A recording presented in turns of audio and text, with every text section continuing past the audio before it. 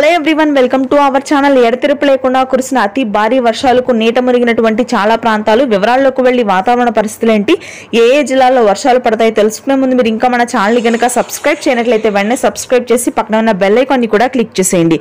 వివరాల్లో గనుక వెళ్ళినట్లయితే భారీ వర్షపాతం నమోదవుతుంది తెలుగు రాష్ట్రాల్లో.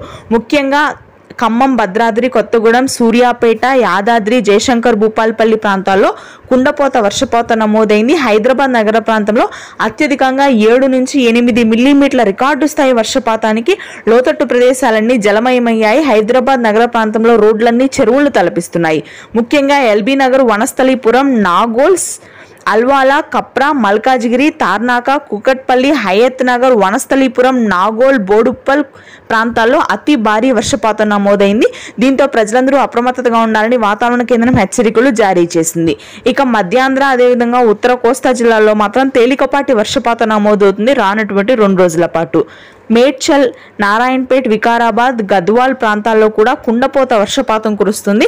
అత్యధికంగా హైదరాబాద్ నగర ప్రాంతంలో కురిసిన వర్షాల దాటికి రోడ్లన్నీ చెరువుల్ని తలపించడంతో ప్రజలందరూ అప్రమత్తతగా ఉండాలని వాతావరణ కేంద్రం హెచ్చరికలు జారీ చేసింది. Thanks for watching this video.